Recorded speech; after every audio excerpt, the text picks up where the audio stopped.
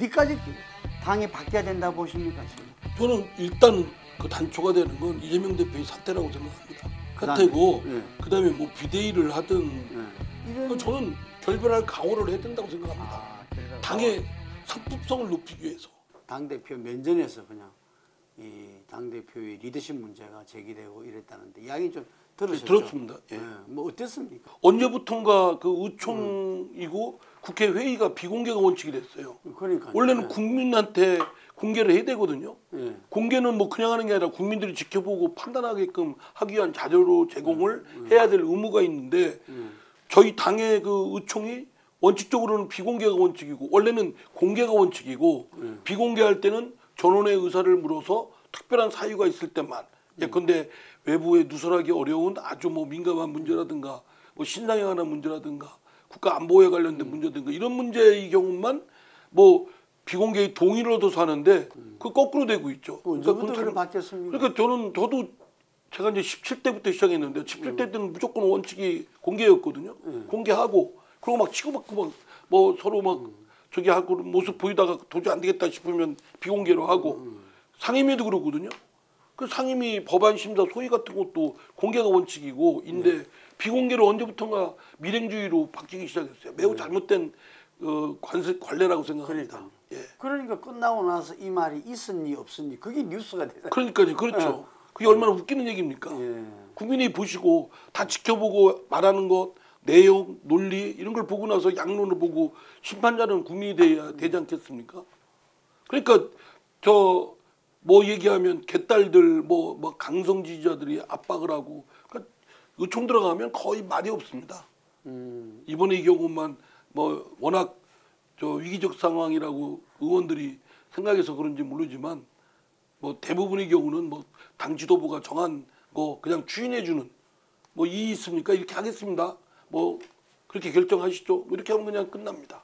매우 잘못된 그 왜곡된 정당 민주주의의 퇴행이죠. 의원님은 쇄신 결의안에 대해서 기대도 안 했지만 공허하다 이렇게 평을 하셨거든요. 예.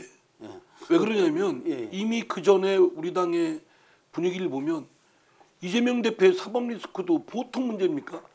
이거 당이 감당하기도 어려운데 그냥 올인해서 방탄하는 데만 급급하고 그 마치 이재명 대표의 사설 정당 1인 정당화 되다시피 하고 맹종파들만 있고 이재명 대표에 대한 비판하면 마치 수박 저 아주 그냥 혐오적인 말을 써가면서 공격해대고 성역화하고 맹종하고 일색이고 우리 당의 중대 결함인 저는 일색 이견을 허용치 않은 일색 맹종하고 그리고 또 성역화하고 뭐 초선 의원들이 그에 대한 반성문을 쓰고 나니까 막 공격하니까 반성문을 쓴 걸 반성하는 또 그런 희극이 벌어지고 있을 정도로 현 지도부의 그 사태 해야죠. 새로운 어디까지 당이 바뀌어야 된다 보십니까 지금? 저는 일단 그 단초가 되는 건 이재명 대표의 사퇴라고 생각합니다. 사퇴. 사퇴고 그다음에 뭐 비대위를 하든 뭐 원내대표가 이어서 대행을 하든 그다음은 또 거기에 맞는 저기를 하면 된다고 생각돼요. 우리가 뭐 그보다 더한 상황도 맞이하고 했는데 이재명 대표가 제일 화근이고 큰 원인을 제공하고 있는데 그걸 제거를 해야 그 다음에 단초가 열리지 않겠습니까? 이재명 대표가 딱 버티고 있으니까 돈봉투 사건에서도 직권조사를 안 한다는 겁니다. 당내. 세상에 기본 매뉴얼 아닙니까? 어떤 조직에서 무슨 문제가 생겼으면 수사관은 별도로 당에서 1차적으로 조사에 나서고 하는데 안 하겠다는 거예요. 왜 안 하냐? 강제 수사권이 없어서. 그러면 스스로 자정 기능을 포기한 정당이 국민들한테 어떤 신뢰를 얻을 수 있겠습니까? 그것이 김남국 사태에 와서도 미적거리는 겁니다.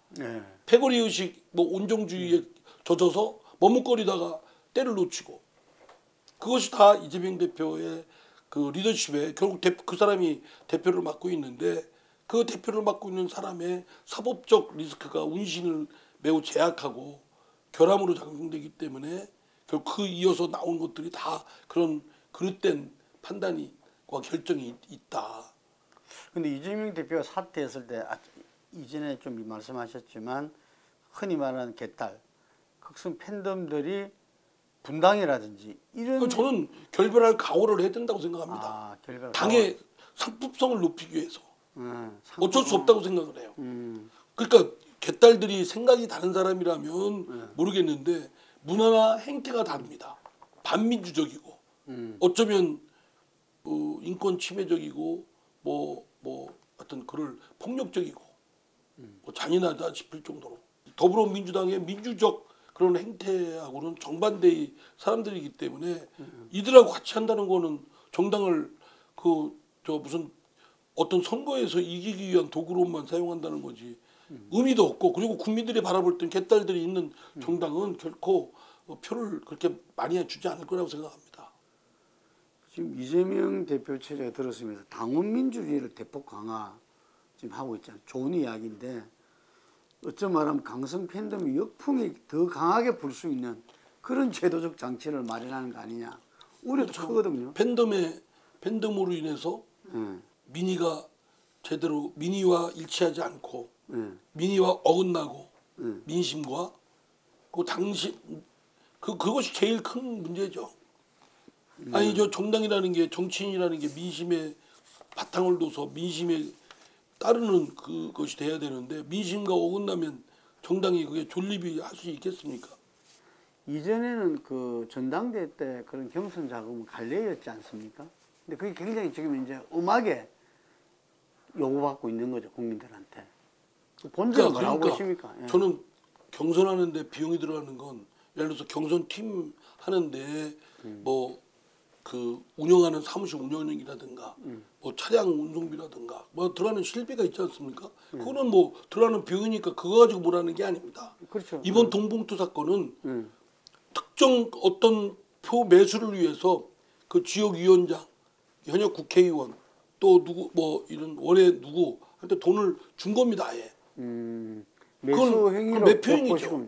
예. 매표행위라고. 매표행위죠. 그거는 정당법에 저촉되는 거예요. 저촉되죠. 예. 아니 그냥 밥 사주고 했다면 그것도 원래는 안 되지만 그냥 밥 사주는 것까지 그런 거 가지고 뭐 저기 하겠습니까? 근데 이거는 돈을 주고받고 한 거 아니에요. 거의 저는 들어본 적도 없습니다. 제가 17대 이후로 제가 탄돌이 아니에요. 기존 관례하고는 다른 거다. 그렇죠. 만약에 중앙당에서 버스비 같은 걸 중앙당에서 이제 서울에서 전당대회를 하지 않습니까? 버스비 지급하는 것도 현행 정치자금법의 위반입니다. 기부행위로서 금지입니다. 그래서 안 줍니다. 그래서 자발적으로 돈 내고 옵니다. 저 박스에다가 누가 얼마 냈는지만 모르면 되니까 지역위원장이 얼마 좀 많이 내고 거기 시구위원들 근데 돈 얼마 냈는지는 모르죠. 그거는 되죠. 그러나 내가 뭐 지역위원장이라고 해서 내가 100만 원 낼게 이렇게 안 됩니다. 그것도 똑같이 n분의 1 내야 됩니다. 이번 동본투는 그건 매표행위입니다.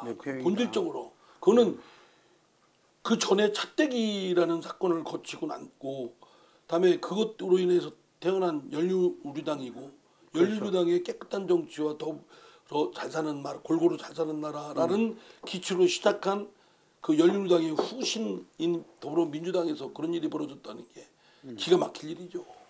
돈봉투를 나눠줘. 아 누구 하나 줘. 누구 줘. 그거는 매표하라는 건 얘기밖에 더 됩니까?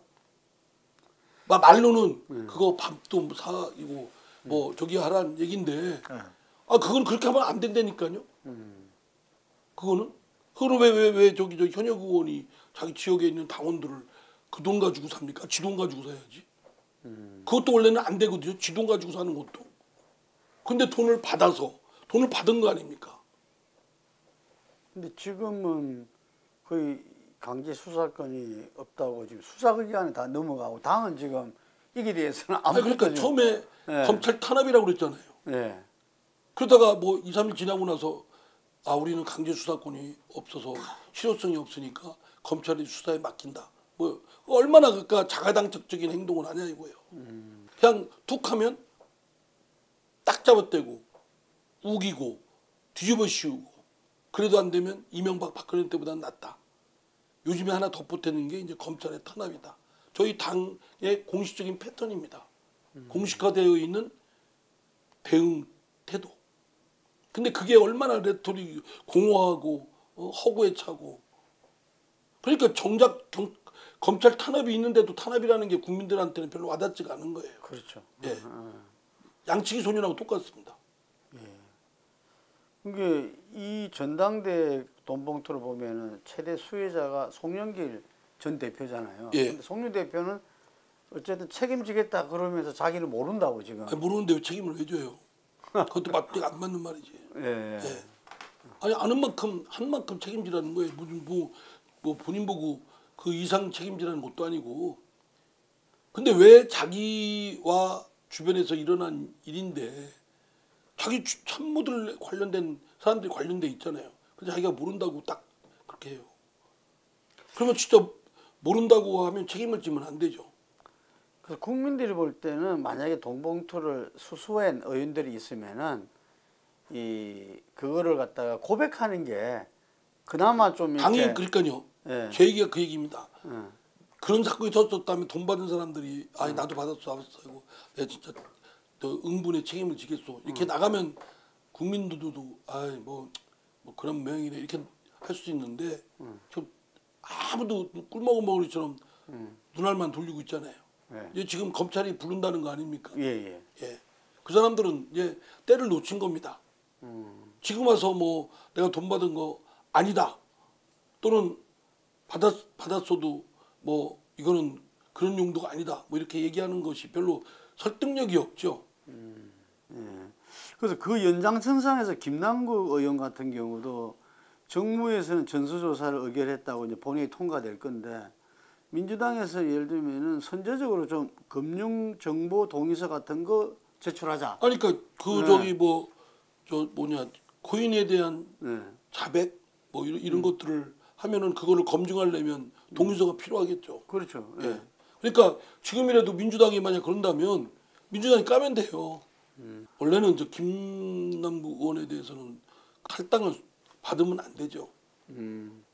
탈당을 접수 안 하고 접수 안 한 것으로 하고 그러면 탈당 접수했다고 죽이면 정치적으로 이제 본인만 망가지는 거겠죠. 예.